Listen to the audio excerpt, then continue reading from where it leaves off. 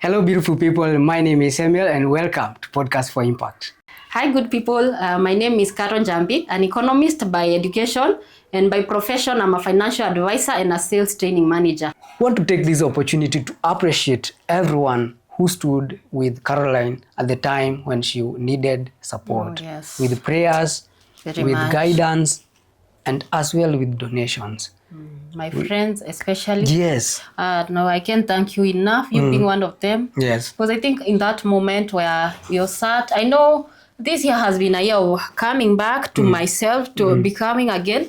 So I wouldn't say and I wouldn't lie that I have been there for my friends as I should. Yeah. I haven't been around them as I should, and I hope they are watching this and they know that I love them very much. I appreciate all of them. I have taken time to reach out to each there and here, but I haven't had time to say this. I can't be grateful enough. Yes. They all know themselves. They came through during my worst time in life. Yeah. I remember it was a time where if you don't have friends like those, you could easily, that is when I understood mental illness in a great way. I mean, I became very compassionate about mental health and about respecting boundaries. So I know for sure, I as I told you, there is a point that reached even after the surgeries, after too much complications and deaths, I decided, why not go back to the village and live with grandma? I went to my grandma's house and I was like, if they don't support her, we'll starve together. That was the point I was in life. But even before I got there, I remember my friends were so supportive to an extent, and now I was like, no,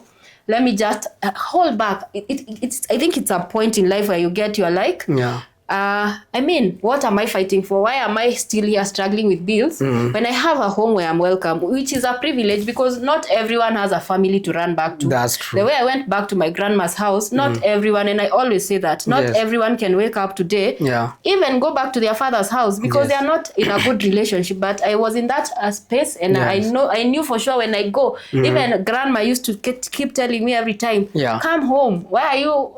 But I knew I didn't want to, there's the part where adulting, now you're like, you're independent, and now you feel like it's shame going back. But I snapped and I was like, why am I struggling when I have people who love me back home? So I decided to go back home, hold back. I remember I went months before Christmas.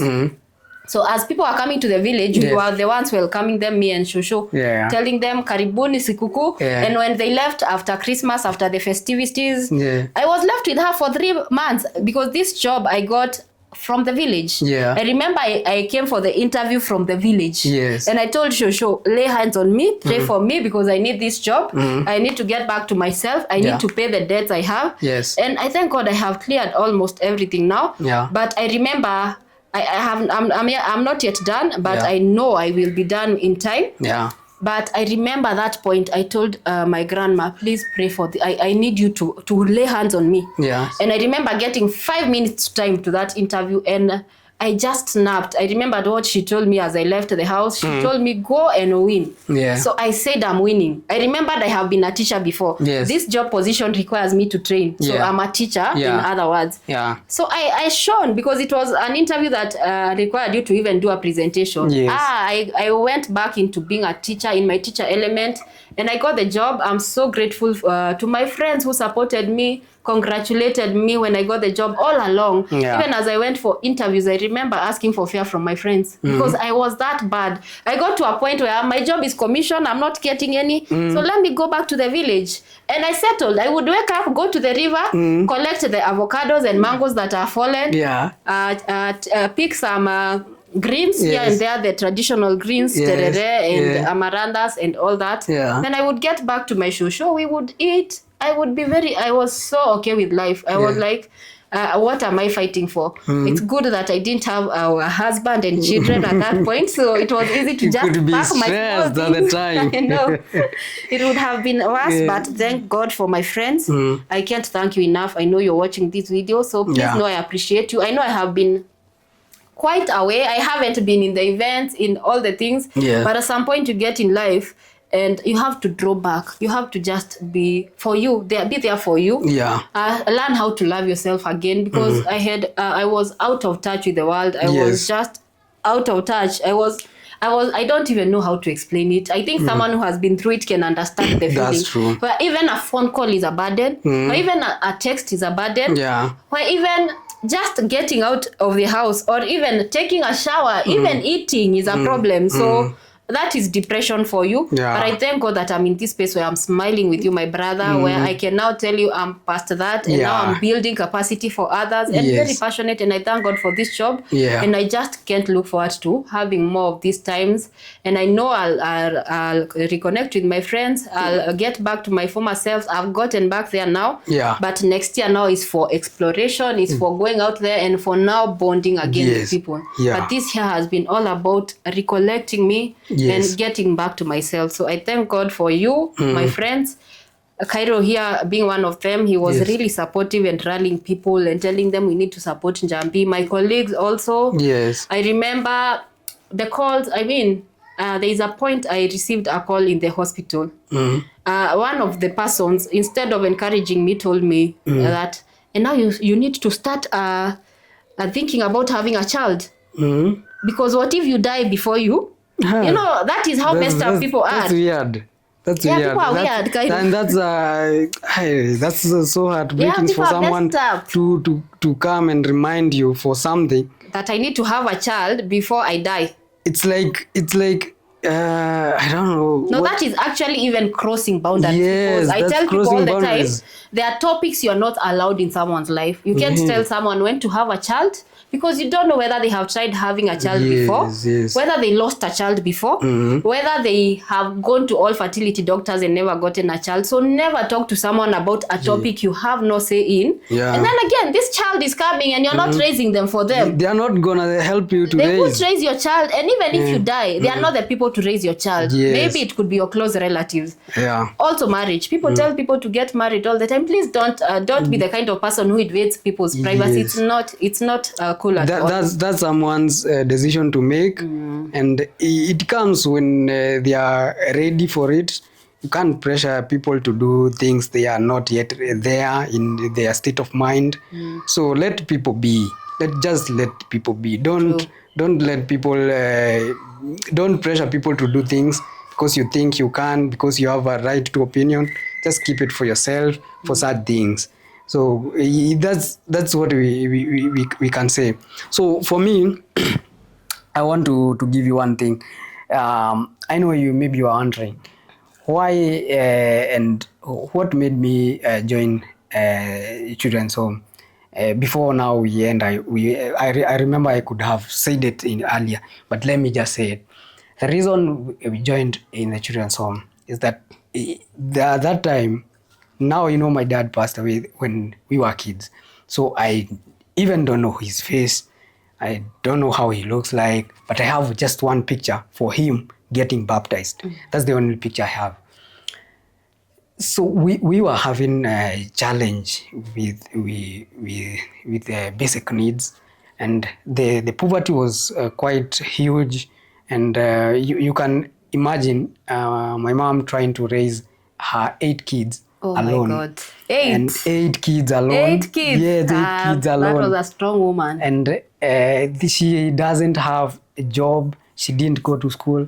And both of them, they were just doing manual jobs, working the people's farms. And that time, now her husband is dead. She's trying all her how she can to raise the 8 kids. So the elder siblings dropped out of school to help her. So that's how they ended up not going to school or not finishing or completing their education. So that actually had a toll on us, because we have now, after joining the children's home, we left the others trying to look for ways they can help now the family or the rest of the siblings, because we just went in the children's home, the 3 of us, and the rest we left them, because there's no way we could have gone in the children's home, all of us. Others were of age, others were in the teenage or in the early 20s. So there's no way they could have joined the children's home, but they were still trying to make it. So that has made them, even up to now, they cannot have official jobs or formal jobs, because they don't have education. And here getting a job is actually unemployment is very high here here in Kenya. So it's quite a challenge to get a job, and for you to help such a person to get a sustainability project where they can find a livelihood, where they can support themselves, not only coming back to beg, but show them how to fish, just as Jesus did. He showed his disciples how to fish. Remember how he fed them, but later he helped them to fish. So that's what we want. We want to help people in our communities. We want to see them fishing. Learn how to fish. Learn how to fish for themselves. They can sustain their families. So through that, helping the family will just go beyond our families to the neighboring community, neighbors, to help them with the how they can help themselves.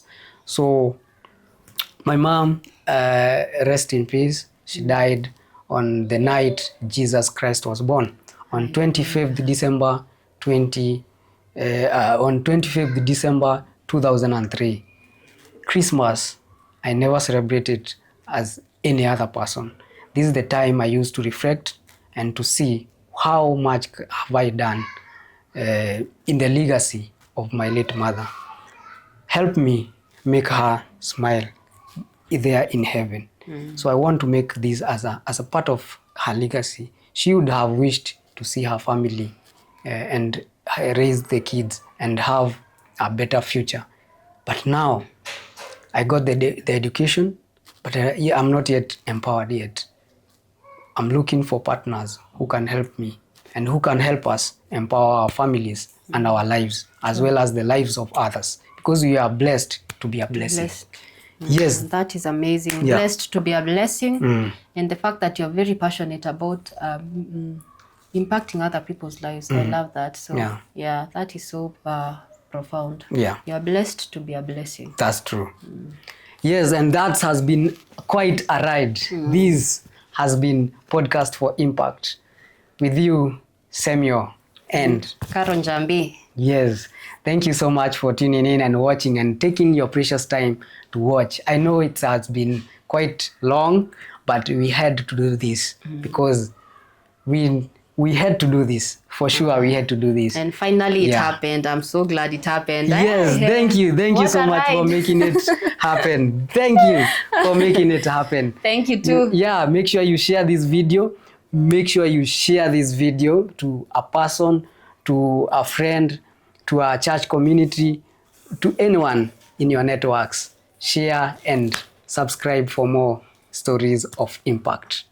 Thank you, and God bless you.